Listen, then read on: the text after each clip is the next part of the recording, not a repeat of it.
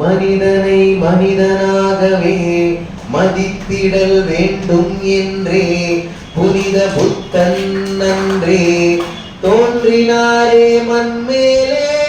மதமென்றும் சாதி என்றும் மக்களை பிரிக்கின்ற மடமையை மாற்ற வேண்டும் என்றே மீண்டும் பிறந்தாரே. வணக்கம் ப்ரோ தமிழா தமிழச்சி என் தங்கச்சி, நான் சொல்லும் கதையை கொஞ்சம் காது முடிச்சு கேளு மச்சி. எத்தனை தலைவர்கள் நம் இந்தியாவிலே பிறந்த போதிலும் நம் நிலைமை மாறவில்லையே, அடிமையாகவே இத்தனை காலமும் இந்தியா முழுவதுமே இன்னும் சாதி வேற்றுமை. ஆனாலும் எதிர்த்து பேசுகிற யார் தந்தது நமக்கு உரிமை? தொட்டாலே தீ என்றான், பார்த்தாலே பாவம் என்றான். இல்லாத கட்டுக்கதைகளை சொல்லி சொல்லி நம்மை தள்ளி வைத்தான். பள்ளியில் சேர முடியாது, கோயிலுக்குள்ளும் பாத நுழையாது, சாலையில் போட முடியாது, சாகடித்தாலும் பேச ஆலேது. 1000 ஆண்டுகள் போனது இப்படி, ஆனால் இன்றைக்கு மாறியது எப்படி? படித்து பார்க்கும் வரலாறு நமக்கு முகவரி அறியாறு. பாபா சாஹேப் என்பவர் பாரத நாட்டின் தந்தையவர். பாபா சாஹேப் என்பவர் உரிமையை வாங்கி தந்தவர்.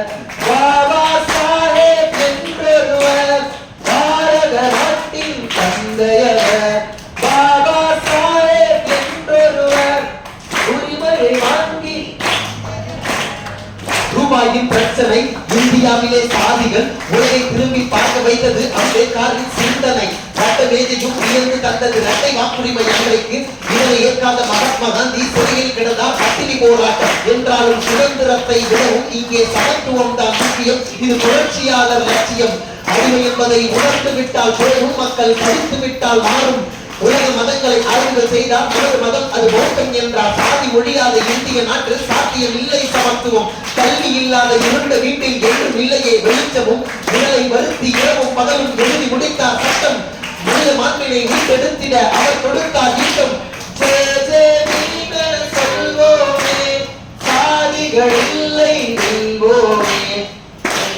பாருங்களா, சொல்வோமே சாதிகள் இல்லை வெல்வோமே. ஜெய ஜெய வீர சொல்வோமே, சாதிகள் இல்லை வெல்வோமே.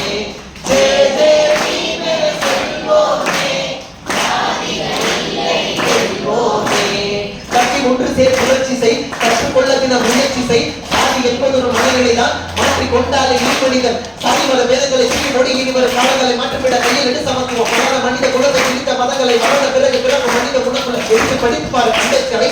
அதற்கு பிறகு பாரு வாழ்க்கையை எடுத்து படித்து பாரு அம்பேத்கரை. அதற்கு பிறகு பாரு வாழ்க்கையை. ஜெய ஜெய